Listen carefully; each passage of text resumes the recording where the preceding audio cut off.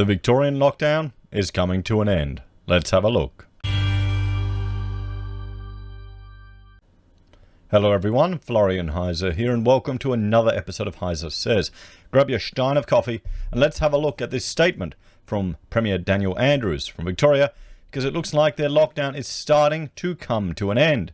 Hopefully this gives time for retailers to, well, at least make some money and repair some of the damage that has been done to the economy this Christmas period. We'll have to see. So, statement from the Premier.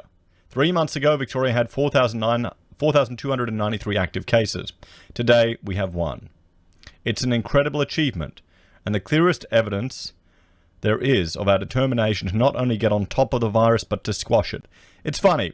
Wasn't the idea initially just simply to flatten the curve? And I mean not the economic curve, which they've flattened, but the virus spread curve to allow our health facilities to manage it more efficiently, not eradicate it.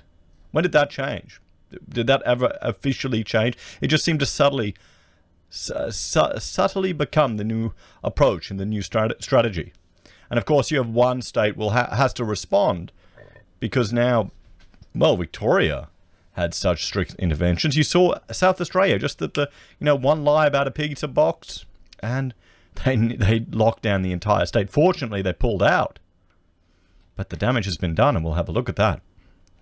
So, back then the goal, the hope, was something a little more normal for Christmas.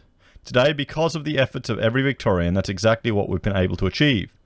For those keen to get on and plan how many seats they'll be able to have around the table, I won't waste another second. Today we can confirm you can host up to 30 people in your house for Christmas. Babies under 12 months won't count towards the cap. So there you go. 30 people. This change will come into effect from 11:59 on the 13th of December, just in time for catch-ups and Christmas Barbies, and for our Jewish communities, the closing days of Hanukkah. We're also able to confirm some more immediate changes. From 11:59 tonight, the number of visitors to your home will increase from 2 to 15 per day. This can be split across different times, 10 for lunch, 5 for dinner, as long as people are sticking to a total of 15.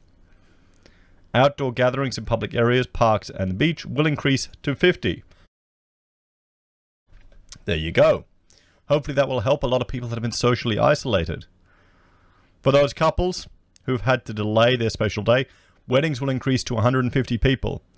The same number will apply to funerals and religious ceremonies indoors. Now, this is actually kind of a blessing in disguise. Sorry, we can't invite all those, people we barely know and pay all the costs associated with it. The government says we can only have 150. Yep, sorry, out of our hands. So, there's a silver lining to everything. We found a regional venue with a cap of 100 people. So it worked really well. That's what I suggest. Find a venue that you like first, preferably a smaller one. Don't go to like a dedicated wedding venue that can have hundreds and hundreds of people. We actually went to a gallery down in New South Wales. So there'll be changes for our hospitality sector too. For smaller venues, the density limits will change to 1 person for every 2 square meters, up to 50 customers. QR codes and record keeping will be mandatory. For bigger venues, the density limit will stay the same, but the cap will increase to 150. Total venue capacity will also rise to 300. Cinemas, galleries and museums will also be able to host up to 150 people indoors. And in good news for community clubs, contact and non-contact sports can begin for adults as well as kids. 150 people indoors with a group size of up to 20 and 500 outdoors with a group of up to 50. Organisers will also be able to apply to host a public event. Different requirements and rules will need to apply depending on whether it's a school fete or a major sporting match. We're also able to begin a phased approach for staff heading back to the office. From the 30th of November, up to 25% of workers will be able to attend on site. I want to be clear though, unless you're one of those nominated by your employer, you need to keep working from home. I think a lot of people want to stay working from home, to be quite honest. Just think about it. I'll have a shot of coffee while do you want to go back to work, guys? I think some do. Probably miss the commute, miss getting away from the kids. I mean, I've worked from home now for quite some time, but Fortunately, I'm just enough detached. Like, literally, you have to go outside to get to this little space here at the back of the house. So I have to go upstairs and into the house. So it's enough separation that the kids can, be annoying, but can be isolated.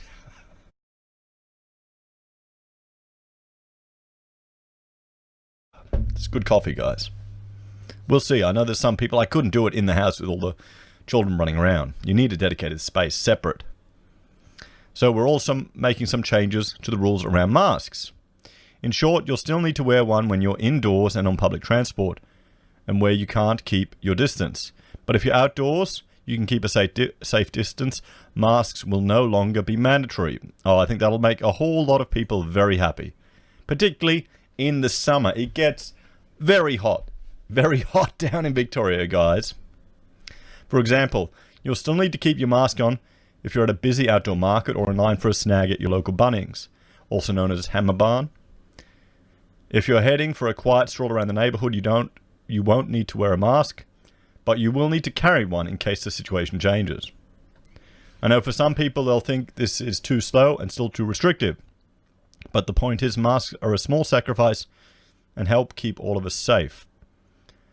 Well, that's questionable, but as we've been reminded so recently, all it takes is one case before you got a much bigger outbreak. When this first all happened, I had my mask that I used to strip paint. And I was going to Bunnings buying some petrol, and some of it leaked out, and I could still smell it. So unless the particulate size is smaller than that, I didn't fit it properly. That's the challenge. That's one where I want to keep me safe. The surgical mask that most people wear, they're too restricted. What I've seen, in some ways, it gives you kind of a false sense of safety in an indoor space, particularly an enclosed, air-conditioned space. You want to keep it open and get the air changes over. I mean, do they have HEPA filters on some of these AC systems? There's a question. Or N95 filters. That's one for the mech engineers, guys. Let us know in the comments. And as we've been reminded, we'll have more to say about what a COVID-safe summer will look like in the next few weeks, and in line with what our public health experts are telling us is safe. For now, though, I want to thank Victorians. Getting here was by no means guaranteed, but we did it. You did it. It's been a long, hard winter. Now it's time to enjoy the sun. So let's have a look over here.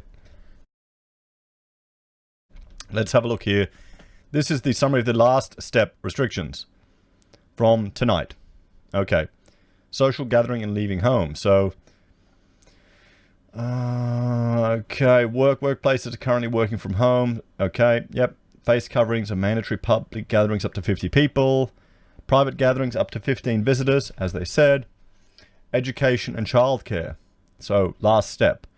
So, early childcare education and care no changes. School is open. Higher education and training return to campus for students and staff for summer programs. So, summer school is going. Hospitality, indoor. Venues less than 200 square meters of floor place. Subject to density quotient of 1 per 2 square meters up to 50. Yep. QR codes. 200 or larger. 1 per 4 square meter to 150 patrons. No group patrons. No group limits. Outdoor no changes. Food courts no changes. Okay. Religious gatherings. Indoor gatherings 150, 1 per 4 square meters. Outdoor 300, 1 per 4, no group limits. Weddings 150. Funerals 150. So creative studios. Indoor less than 80 square meters, 20 people. Larger 150. Outdoor 150. You've got indoor physical recreation cap of 150. Large multi-purpose facilities. Total venue capacity, 25% of the capacity. Still pretty low. Indoor pools, including lessons, 150 patrons. Outdoor pools, 300. Skate parks, 150. Trampoline centers, 150. Play centers, 150. Indoor entertainment, seating and non-seating, 150. So you can see they've upped all of these things. Karaoke is open, everyone. Sex on premises and brothels, cap of 50 patrons. Subject to the density. So the brothels and strip clubs are back open. Good to see they've got the priority right. There you go. Real estate, the most important aspect of the Victorian economy, everyone. So indoor a maximum of 20 people, subject. Outdoors 50 people. So there you go. The real estate sector will be happy. Let's see what happens with the Melbourne auction markets. We've got accommodation is open with density, care facilities, visitor restrictions. No restrictions on purpose. Visitors may be limited by rules of the care facility. Well, wouldn't you restrict someone who has COVID from going into an aged care facility? Isn't that the entire point? Isn't that what we should have implemented? So there we have it, everyone. And I'll link to this if you want to go through it on your own in greater detail. But it looks like Victoria is entering the last phase of their lockdown. Let's hope the economy can open up and that activity will help all the retailers over this Christmas period. I wonder how many people are going to rush out there to FOMO in those houses or move interstate. Let me know your thoughts and opinions in the comments down below. Please like, share, and subscribe to the channel. If you're a fan and want to support the content I create here, there are a few ways you can. You can join us on YouTube or Patreon. You can support us using our affiliate links at Amazon, eBay, Independent Reserve, or Kucoin. You can buy merch from HeiseSays, use Gold Pass from the Perth Mint, or support us via PayPal. Take care, everyone. Have a great day. I'll see you next time.